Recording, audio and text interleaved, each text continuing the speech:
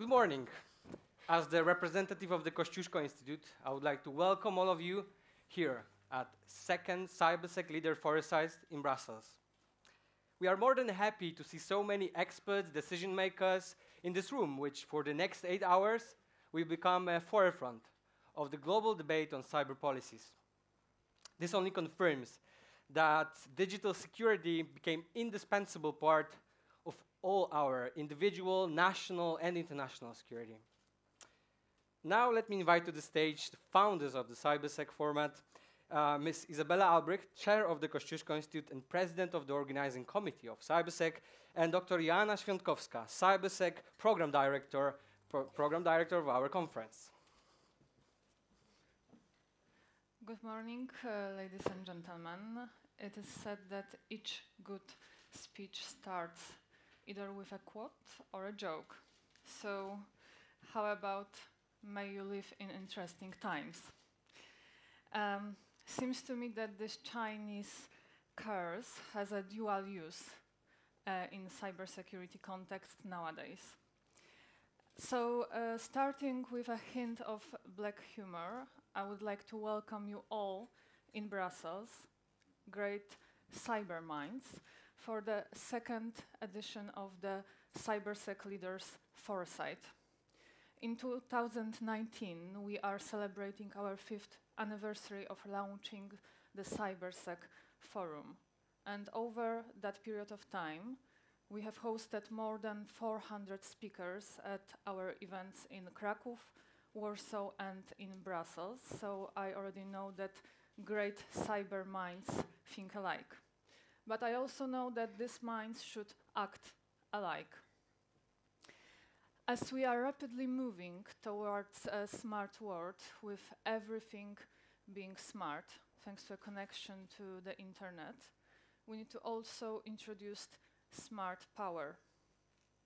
We can define smart power as an ability of flexible and agile use of all tools we have to build a secure cyber world and to foster our interests in cyberspace. But the smart power that merges soft and hard power may be only exercised thanks to cooperation and pooling together resources and capabilities of all stakeholders. That is why today nothing is more important than the cybersecurity call, all for one, one for all. We need to pool together resources. We need to build alliances, partnerships, institutions, norms and regulations to get the outcomes we want. We need to build resilience and deterrence together. And by we, I mean EU and NATO countries, as well as our allies around the world, hand in hand with corporate partners and non-governmental organizations that think alike. We also need to innovate and invest together in cutting-edge technologies, because what is cybersecurity in a smart, complex world era per se is to make sure that technology will not overpower us but empower us. There are already some great examples of this all-for-one, one-for-all actions and thinking, such as, for example, the Paris Call and the Charter of Trust. There are also wonderful examples of other initiatives that are aimed to strengthen cybersecurity capabilities, such as Women for Cyber, that I happen to be one of the founding members, began a month ago by European Cybersecurity Organization, EXO, one of the institutional partners of this conference. Ladies and gentlemen, no cooperation between states, tech companies, and international institutions is possible without trust. So the theme of this conference is the quest for cyber trust. The cyber trust we call for has many dimensions, and you may find some of them in the published recommendations that I'm holding. and we want to share them today with you. Thank you so much, Isa, for this introduction. And ladies and gentlemen, I believe that the message that we want to convey today, one for all and all for one, captures the essence of cybersecurity as such. I mean, if we want to live in the open, free, secure cyberspace, we need to bring together the greatest minds, their skills, personalities, talents. And this is exactly how we think about the Cybersec. We believe that the best quality of our events is given by the people who are at the heart, at the core of our Cybersec community. And today I'm privileged and honored to announce that for the second time the program committee of our conference has been appointed. Once again, over 20 absolutely top-notch experts coming from various fields, from various sectors, private, public, academia, agreed to join us, to trust us, and to shape together not only the agenda of our conference, but also recommendations, and in my opinion, thanks to that, the whole cybersecurity landscape in general. You can see those great names displayed on the screens. Some of them are here today with us, so I would like to thank them for being with us together in Brussels.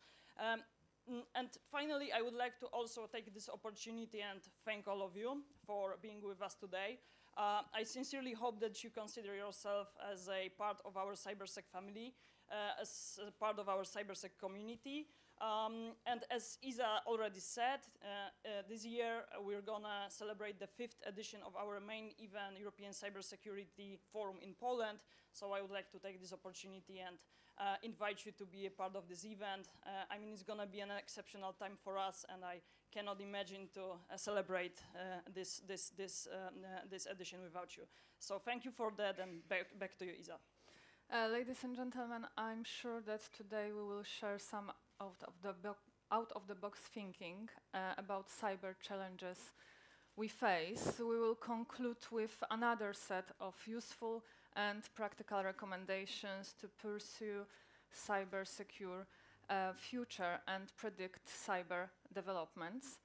But at Cybersec, we also believe that to understand the future, we must first embrace the past. That is why we present to you the exhibition Digits, Codes, Ciphers about the history of Polish mathematicians and cryptologists, brilliant minds of the past that still influence digital present. And you can enjoy the exhibition during the coffee breaks. And please enjoy the Cybersec Leaders Foresight, which is now officially open. Thank you.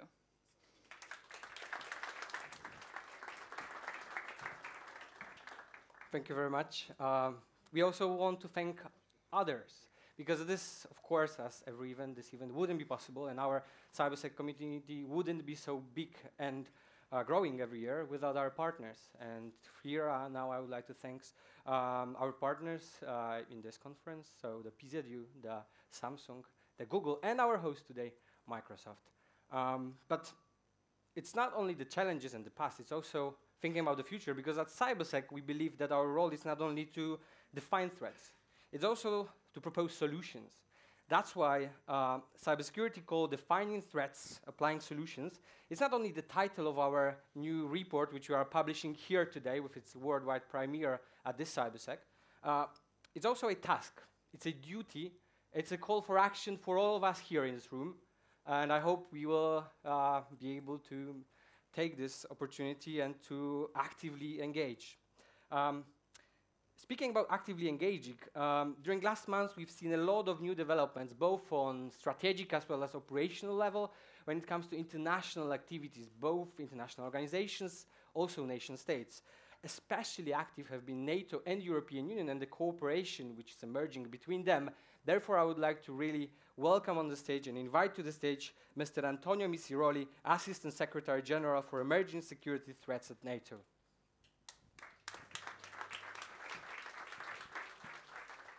So good morning, everyone, and it is an honor and a privilege to be here with you today, and I would like to thank the Kosciuszko Institute for their continuing work on this excellent series of conferences. I'm pleased to have the opportunity to offer some thoughts on this concept of one for all and all for one as it relates to cyberspace. I'm tempted to call it the Dumas doctrine or the musketeer approach, and of course the Paris Call also adds to that idea. It is a fundamentally uncontroversial idea at NATO. We are, after all, an organization founded on the principle of collective defense. And we recognize that in cyberspace especially, we are all interconnected and that we are only as strong as our weakest link. We also recognize the scale and severity of cyber threats. At our most recent summit, which took place last summer in Brussels, allies stated that, and I quote, cyber threats to the security of the alliance are becoming more frequent, complex, destructive, and coercive. We have firmly committed ourselves to continuing to adapt to this threat landscape. And today I would like to talk about some of the things that we are doing at NATO to improve our cyber defense capabilities, as well as build trust and improve cooperation amongst allies, partners, industry, and academia. One of our key tools for enhancing our cyber defense, for making both one and all more secure, is the Cyber Defense Pledge. It was adopted at the 2016 Warsaw Summit, where allies pledged to strengthen and enhance the cyber defenses of their national networks and infrastructures as a matter of priority. We have concluded 2 rounds of self-assessment and reporting, with the most recent report going to heads of state and government at the Brussels Summit last July. And we are in the midst of our 3rd cycle right now. Overall, the pledge has been a good news story. Since 2016, almost every ally has upgraded their cyber defenses. We have also seen the political impact of the pledge in several ways. The pledge has attracted high-level political attention in allied nations. This has helped continue to elevate cyber defense from a technical to a strategic issue. It has been useful in bringing together a variety of domestic national stakeholders that were operating separately from one another previously. And it has served as an important platform for allies to share best practices. Allies are not working alone. Throughout NATO, they are working together, pooling their knowledge and experience and helping each other. This demonstrates the pledge's multiplier effect across the alliance, with the results being far greater than the sum of their parts. We are also grateful to the United Kingdom, in particular, which will host our 2nd annual conference on the pledge this spring in London. At our pledge event last year in Paris, a wide range of senior officials and national cyber defense experts gathered from across the alliance to discuss key aspects of the pledge. These events demonstrate the ongoing commitment to this important tool, which is supported at the highest level of government. The pledge has helped us raise the overall level of cyber defenses and focus efforts on prioritized areas, such as appropriately resourcing cyber defense and maturing education and training. A couple of allies recently have even raised the possibility of including spending on cyber defense in the burden sharing conversation that is taking place across the Atlantic within the alliance, as you probably know. Our work, however, isn't done. The threat continues to grow and evolve, and so must we. The pledge has been a useful mechanism to galvanize and catalyze improvement. In addition to this work being done by our allies, NATO itself has undertaken significant policy and organizational adaptation, with the recognition of cyberspace as a domain of operations at the Warsaw Summit in 2016. Over the last 2.5 years, we have taken significant steps to make this decision reality. A few key milestones include the initial stand-up of the Cyberspace Operations Centers at SHAPE in Mons, which will provide situational awareness and coordination of NATO activity in cyberspace. The approval of a military vision and strategy for the cyberspace domain, and the agreement on how to integrate sovereign cyber effects provided voluntarily by allies into alliance operations and missions. So far, 9 allies have offered their sovereign cyber effects to the alliance for allied missions and operations. It is important to understand that progress in the larger context of the way that NATO does business is important. The recognition of cyberspace as a domain of operations does not change NATO's defensive mandate and NATO has explicitly affirmed the applicability of international law to cyberspace. We support work to maintain international peace and security in cyberspace and to promote stability and reduce the risk of conflict, recognizing that we all stand to benefit from a norms-based, predictable, and secure cyberspace. Our goal in recognizing cyberspace as a domain of operations is simply to ensure that we can operate as effectively as we do on land, at sea, and in the air. In short, our goal is to make cyberspace a daily and normal part of our business. And finally, a few words on our work with partners. Though it is thoroughly cliché, it remains true. Cyber defense is a team sport.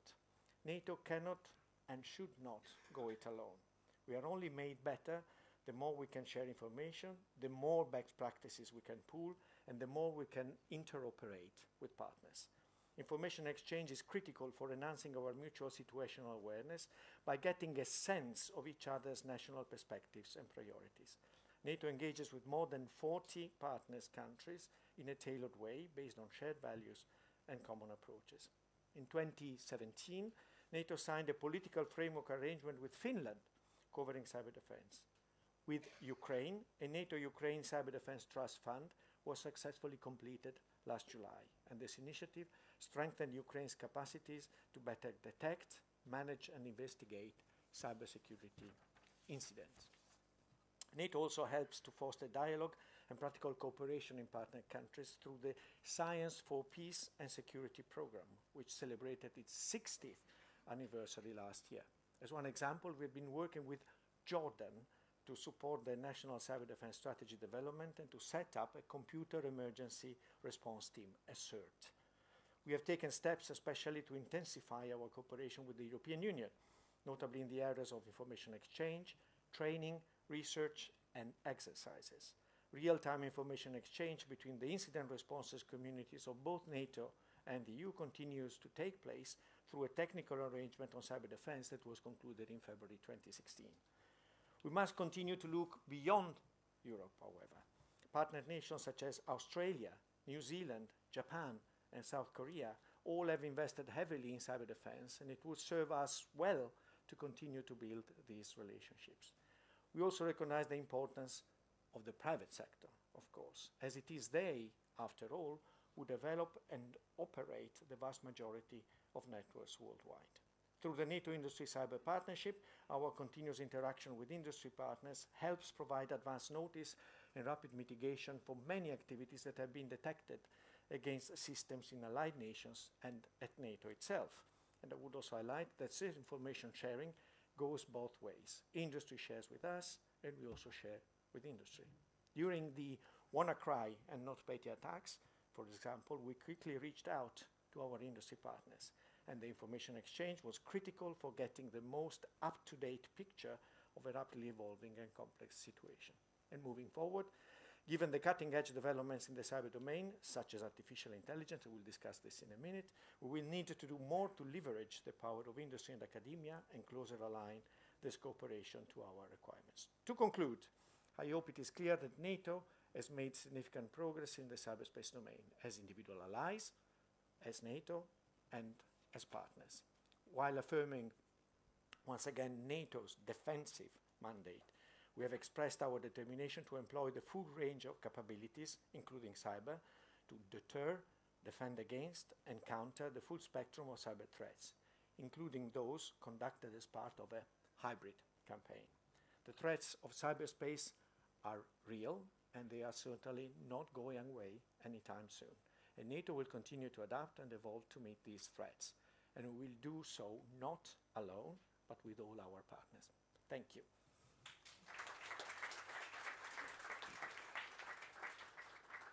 Thank you very much. As it was already mentioned, NATO is one of the pillars of our transatlantic community when we think about securing cyberspace. Of course, there is also a second pillar, which in this case will be European Union. Therefore, I would like to welcome and invite to the stage Mr. Karl Christian Buhr, Deputy Head of Cabinet of Commissioner Maria Gabriel from the European Commission. Thank you very much. nice to be here this morning. I see that you have a very high caliber program, so I see myself as a little warm-up act for this. We already heard about private initiatives, the launch in Paris, Nato was mentioned, and the activity with outside partners. Let me give you a little overview on where we are on the regulatory side, namely laws in the European Union, which are also relevant in cybersecurity. At least we need them to start, to have a basis to start with, and then to build on that. And I want to start by inviting you to look back for 2 or 3 years. You will really see that in hindsight, a lot has happened in the last 2 years. Compared to the time before that. Actually, when Commissioner Gabriel came into office in 2017, we just barely got started. We had the big speech of President Juncker in 2017, the big communication on cybersecurity, which set the stage for what has happened since then. We have proposed legislation. We have completed the transposition of the Ns Directive in member states and a few other things. And I want to quickly run you through these things so that you have set the stage for afterwards. And I know that some of my colleagues are here as well. Colleagues and bosses, not to say. So they will give you their perspective later. So very briefly then, when our commissioner came into office and we started the big new push on cybersecurity in 2017, one thing we did was to give some advice to member states on how to complete the transposition of the Ns Directive. And I'm happy to say that by now almost all of them have done so. And this is really an essential piece of legislation. It was a bit painful. It took several years to negotiate. Maybe it came a bit too early. Not everybody had seen yet how important this field is. I think today it would go a bit faster if we would table this today.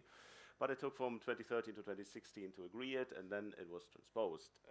And what this brings is a common baseline across member states when it comes to the authorities that exist, the responsibilities that these public authorities have in the area of cybersecurity, and the cooperation of these among each other across the European Union, so that you get a sum that is bigger, a total that's bigger than the sum of its parts, as was so aptly said earlier, plus requirements on operators in the member states to run their systems in a more secure way, or to also exchange information. That's a very important part because it gives you a first glimpse of how we try to build the economic incentives into making all of us more secure, because we want to remove the bad incentive that everybody had and maybe sometimes still has to be quiet about the challenges they face, to be quiet about the breaches that they may have suffered for fear of damaging their own image. If there's a requirement for everybody to do that, this kind of defense at least is weakened, if not fully removed. That's of course the aim here, and the result will be that everybody's more secure because the peers of whoever is attacked first will benefit from that. And we use this successfully also across the European Union, inside the institutions, among the institutions, so to warn our peers. And we also fund approaches in similar veins in the sectors. Let's talk about the financial sector, the aviation sector, a few others who have started building these exchange facilities so that they can all become more secure. So this is really the Ns Directive as its base. Now, we're also happy to see that some member states have already taken the cue and went a little bit beyond the directive and transposing by defining additional sectors as being essential. At the time, of course, there was a huge discussion and some lobbying was going on. People normally don't like to be required to do things, maybe even if they think it's a good idea. It's better if you do it by your own volition and not the law come and tell you to do it. But some member states actually went beyond what was agreed 3 years ago and included other sectors, for example, the public sector. And it's not a bad idea if you look at 2019 and elections that are coming up. The public sector has an important role to play for the security of elections, which arguably is one of the most important and essential facilities and services that we run in our democracy. So this is a good development, and we can build on that further. So member states could go beyond this if they wanted to, and of course we encourage them to do that. By the way, this is a special case. We don't always do that. Sometimes we call it gold plating, and we don't like member states to add bells and whistles to the requirements for fear of creating an uneven field among the member states. But in this instance, where every additional step can increase the security, we think it's a very, very good and important development. And of course, it's also much faster than to go back to Brussels and increase the level of protection that the Ns Directive brings, because then you need a whole new set of legislation. That may be in the future, but for now, this is certainly the faster way. Building on these authorities that exist in member states, we have then also proposed that they work together closer when it comes to actual crises. Of course, 2017 was the year of the WannaCry and the other attacks. This came a few months later, and so the question was, okay, when something bad happens, everybody's telephone starts ringing, but what beyond that? I mean, everybody has this urge to exchange information to find out what's going on, but can we put some order into this? And I can speak from personal experience. You cannot do much if you know, your boss's boss wants a briefing, everybody's writing briefings. You cannot really do the work that you're supposed to be doing, and that's why we tabled the blueprint at the time for crisis cooperation when there's a large-scale, you know, cross-border incident, to put some order into the system while there is no crisis, that you have the opportunity to discuss how it should be, who should call whom, who should write the briefings, and who should do the actual work. It's an important thing, and the member states in the council have made good progress to create a crisis response framework in the area of cybersecurity since then, to build on that. Good development. Third point, Cybersecurity Act was also proposed in 2017. It will become law very soon, probably in May this year. It will be in force. It creates a stable, permanent mandate for the Cybersecurity Agency of the European Union, ENISA, and also, more importantly, maybe not more, equally importantly, it creates a European cybersecurity certification framework for the first time, again bringing in economic incentives into our work towards making us all more secure by increasing the incentives for companies to certify their products in a one-stop shop way for the whole European Union. It's easier, cheaper, and faster for them to do that, so the incentives are better, and also will make it easier for them to market these products across the Union and not just in individual member states, because so far it's always a bit of a choice. How much do you invest in order to be present in these markets? Now that will be easier, and also on the demand side it will be easier because people can more easily compare. So this will come into force in May, and we are also very busy already with ENISA, the Cybersecurity Agency, and all the stakeholders to make sure that this certification process can really hit the ground running. So the point is not to then sit back, wait a year, make some plans on what to work on, but the plan really is to get going right now, because right now we have the challenges. I don't want to go into the depths, but just to mention 5G security, it's a bit of one of these little debates going on in the press currently. It's a huge thing. It's exactly one of these areas for which we have created the cybersecurity certification framework, because this is a tool, it's an instrument to use when you need it.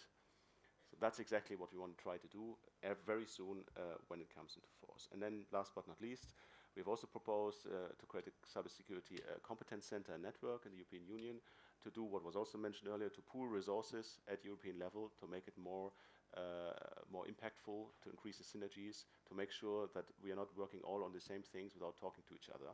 So this is about implementing all the funds at EU level for cybersecurity, of which there will be 2.5 billion plus. Of course, the final result depends on the outcome on the next financial framework of the EU, the budget for 2021 to 2027.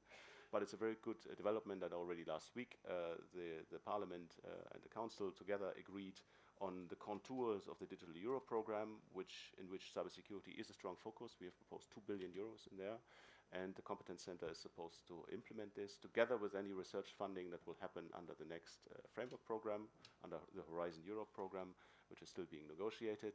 And so to bring these two things together, research, innovation, deployment, building of public infrastructure, also the support to public infrastructures in member states. Today the CEF program is supporting the CSIRTs, for example, in the member states. This will continue under the Digital Euro program. So it's really not just to make a regulation and say you shall have a body that has all the knowledge and the capacity, but also to support it, so that even the member states that are not yet at the cutting edge of this have to grow their abilities, because it was said earlier that we are just as strong as our weakest link, and so this is really important to get there. And the proposal on the Competence Center is going well. Just yesterday, the ITRE committee in the Parliament voted its position on it, very supportive position, very close to the Commission's proposal. Member states are still discussing, but we have very good hopes that by March they will also have a position.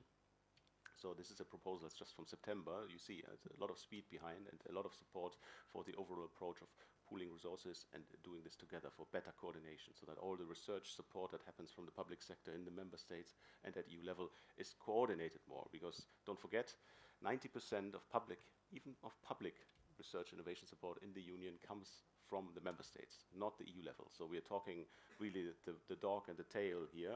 One is wagging the other or the other way around. We try to put the whole dog together to make sure that it can run into one direction where it makes sense and where it's also useful for defense, because that was mentioned earlier, that's the whole purpose of what we're doing here. So we're looking forward for a good conclusion of that, and then the implementation of all of this. And for that, so encouraging to see all of you here, because many stakeholders have already been mentioned, and we need all of them to implement this in the end. This is not just some administrative bodies funneling money, but it's behind what is going to be done with the money by the authorities, but also by the projects, by the innovators, by those that build these systems. So it's very good to have all of you here, and I hope with this you have a little bit of a basis of the song sheet that we are all singing from to situate what else is going to be discussed today. Thank you very much.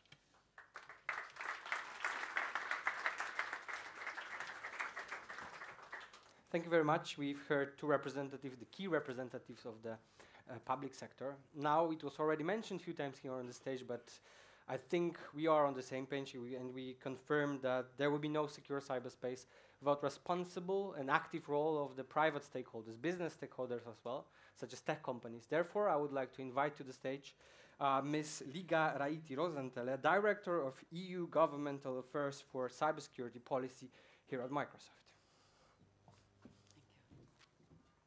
Good morning and welcome to our facilities here at Microsoft. It's very much an honor to host you here today. And looking at our theme here today, One for All and All for One, it leads me to emphasize our role as the one musketeer among three in working on stability in cyberspace. We recognize that the governments, industry, civil society, and academia all play a very important role in fostering our way forward, and our current most eminent example of this is the work on the Paris call that is ongoing now to look at responsible behavior and how we can all work and cooperate together on cyber norms. So our role is often to look at the disruptions to business, but we also see disruptions in diplomacy as well in this point, and that's why we emphasize the role of all three of these actors in going forward in this space. So our role as Microsoft and one voice among many in a global industry is we like to emphasize and challenge and engage governments to do more, to go beyond business as usual, to look at new ways to cooperate with the rest of the players in this field, emphasize multi-stakeholder approach, and see how we can work together to find new solutions to work on more stability in cyberspace. As industry ourselves, we look at ourselves and see what we can do. So we look to models of cooperation such as the Cybersecurity Tech Accord, which we look how we can protect and empower citizens online and to improve security and stability in cyberspace. And we also look at industry and our cooperation and our abilities to see what the forensic evidence is in instances of cyber attacks and how we can use that to emphasize to governments that more needs to be done to address state actors and responsibility behavior in cyberspace. And lastly, we have another musketeer in the room, which is academia and civil society. And it's also our role as industry to involve them as much as possible in this new role and this new future of digital diplomacy, and looking forward on how we can all work together more cooperatively to infuse the best ideas in working towards a common goal that we all have, which is more stability and predictability in cyberspace. Thank you.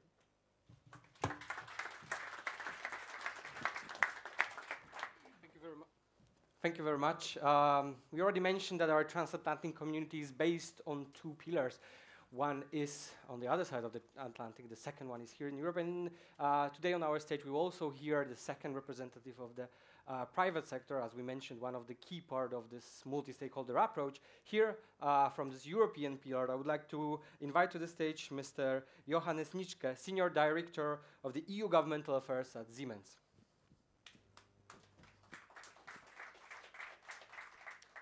Thank you very much, Robert. Good morning. Let's see. I have some slides that I'd like to show you, if we can put them on. Well, yes, great. Thank you very much. Good morning, everyone, and thanks so much for the Kosciuszko Institute for inviting Siemens to this. It's a great pleasure and an honor to be able to say a few words about the Charter of Trust and how it fits into this wider framework of initiatives that are currently going on. We have already heard quite a lot of what NATO is doing, what the European Commission, the EU institutions are doing, others, and it's very good to see how all these initiatives are going on, and I think it's very much complementary. If you look at the work that's being done, both by Microsoft, which is for us at Siemens also a great partner, plus the other companies of the Tech Accord, and the Paris Call, which the Charter of Trust also signed and is a strong supporter of. It's very much necessary at this moment, and it's also no coincidence that it's happening right now, because we have seen there are all these initiatives going on, and it's really right now the time to act that we've seen since 2007. This is for us also the reason. Never before in history have there been as many opportunities for businesses and for individuals to create something, and this is really very much linked to digitalization, and it's really about how we have these billions of devices that are being connected in the Internet of Things, and that then set up the backbone of our digital economy, of our infrastructures. But of course, that also comes with certain consequences, and at the same time, we see an unprecedented amount of risks that we are facing. The attacks, WannaCry, and so on have been mentioned, and it's really now the time to act and work together on this. It's about team play, it's about collaboration and co-creation. And I really like the theme of today, the call, the musketeers, the all for one, one for all. At Siemens, our CEO often likes to say in a similar context, Joe Kesa, that nobody is perfect, but a team can be. And I think this is really what it's all about. When we looked internally, I mean, this call for action today we can fully support, and as others, as the European Commission as well in 2017 and before with the Ns Directive, it's really something that we feel there's a need to action, and we looked internally at within Siemens, what do we need to do, and very quickly we realized that it's not possible to do it on our own, and that's why we then decided to team up with strong leaders, strong companies in various industry sectors to kick off this Charter of Trust. You can see the various members here, and the idea was really to achieve three main objectives. So it's to protect the data of individuals and of companies. It's to prevent damage from people, but also from businesses, from customers and the ecosystem, and from infrastructures. And lastly, it's to create this reliable foundation that we need to create confidence and trust eventually that we can work on.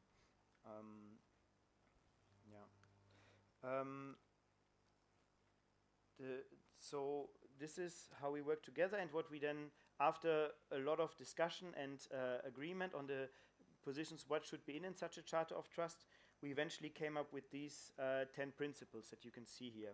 And I can tell you it's a lot of work. We launched it 2018, so exactly 1 year ago at the Munich Security Conference. I'm very proud to say when I went to Munich last week for the security conference, there was a big event on the first anniversary, and a lot of work has really been put in by the colleagues and the partners, and it's not easy to work together. I mean, it's easier said than done.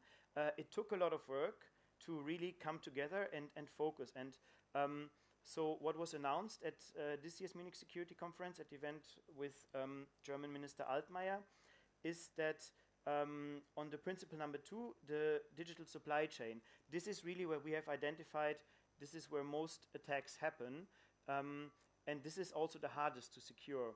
So what was announced, I mean, after a lot of work, we announced 17 baseline requirements that all the signatories of the Charter of Trust apply, but not only apply to themselves, but also they require all the suppliers. And in most cases, if you look at the car industry, but also for us, it's thousands of suppliers. So it's a massive task, but we now said firmly that we will implement these baseline requirements for cybersecurity there. This is a great achievement, but of course it's not enough. We keep on working. This year we will focus very much on principle 3, security by default, but also on the principle of number 6 of education, which is very important. Those, of course, we continue to work on all of them, but this is where the focus will lie, and very much looking forward to working on that. Also, obviously, with all the partners here in the room, this is great to, in such an occasion, to already preach to the converted, but still I think it's always encouraging to see how many great professionals work in the field of cybersecurity. So yeah, let's maybe finish. A lot of work still lies ahead of us, and one for all for one, but also nobody is perfect, but a team can be. Thank you very much.